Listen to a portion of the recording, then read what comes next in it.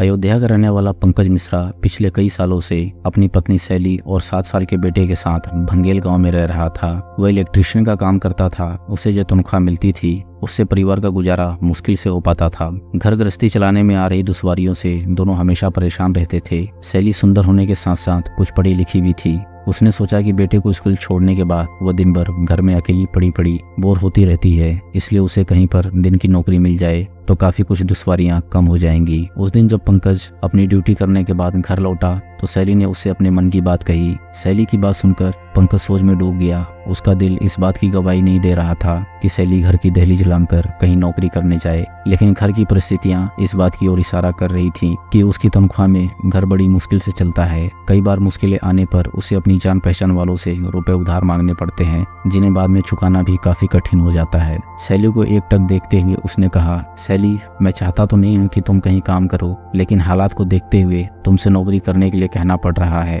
अगर तुम्हें नौकरी करनी ही है तो कहीं पास में ही नौकरी तलाश कर लो। पति को चिंतित देख शैली ने उसे तसल्ली देते हुए कहा, तुम मेरी चिंता मत करो, अपना अच्छा बुरा मैं अच्छी तरह जानती हूँ। इसके बाद वह अगले दिन से ही अपने लिए नौकरी की तलाश में जुट गई। थोड़ी कोशिश के बाद उसे एक बिल्डर के यहाँ नौकरी मिल गई। अब वह भी नौकरी पर जाने लगी। पत्नी के नौकरी करने से पंकज की आर्थिक स्थिति ठीक होने लगी। पैसे आए तो दोनों के चेहरों पर खुशी की लाली थिरकने लगी। कुछ महीने तक पंकज के घर में सब कुछ ठीक था, परंतु 1 साल गुजरने के बाद शैली के रंग ढंग में काफी कुछ बदलाव आ गया। उसके रहन सहन और पहनावे को देखकर लगता था कि वह मॉडल घराने से ताल्लुक रखती है। ऑफिस से घर आने में वह कई बार लेट भी हो जाती थी। पंकज ने इस दौरान महसूस किया था कि शैली की चाल ढाल अब वैसी नहीं रही जैसी पहले थी। अब उसके पास महंगा मोबाइल फोन आ गया था जिस पर वह हमेशा व्यस्त रहती थी। एक दिन पंकज शैली के मोबाइल का व्हाट्सएप देख रहा था। उसे वहाँ कुछ ऐसे फोटो देखने को मिले जिसमें वह अपरिचित आदमी के साथ काफी खुश नजर आ रही थी। उस फोटो के बारे में पूछने के लिए पंकज ने शैली को अपने पास बुलाया तो उसके चेहरे की रंगत उड़ गई।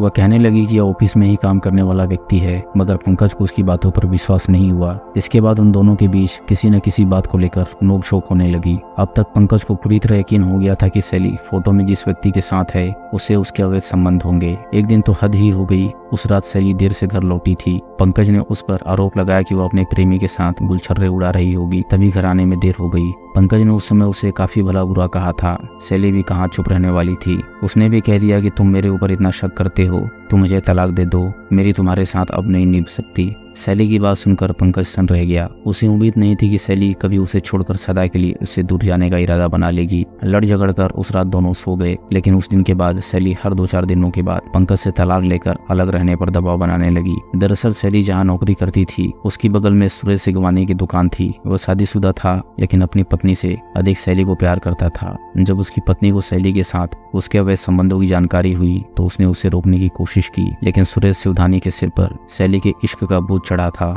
इसलिए उसने पत्नी की बात एक कान से सुनकर दूसरे कान से निकाल दी। आखिर वह सुरेश को छोड़कर चली गई। पत्नी के घर छोड़कर चले जाने के बाद सुरेश ने शैली को अपने पति से तलाक लेने पर जोर डालना शुरू कर दिया ताकि दोनों हमेशा के लिए एक होकर रह सकें। लेकिन पंकज मिश्रा इसके लिए राजी नहीं हुआ। उसे अपने बेटे और खानदान की इज्जत अधिक प्यारी थी। पंकज के मना करने के बाद शैली ने यह ठान लिया था कि भले ही घर छोड़कर जाना पड़े, लेकिन वो पंकज के साथ नहीं रहेगी। इसलिए कुछ दिन बीतने के बाद शैली एक दिन अचानक घर से गायब हो गई और पंकज से हमेशा के लिए अपने संबंध तोड़ लिए। दोस्तों, अगर आपको कहानी पसंद आ रही हो तो वीडियो को लाइक करें और चैनल को सब्सक्राइब करें। हम ऐसी मजेदार कहानियां आपके लिए लाते रहेंगे।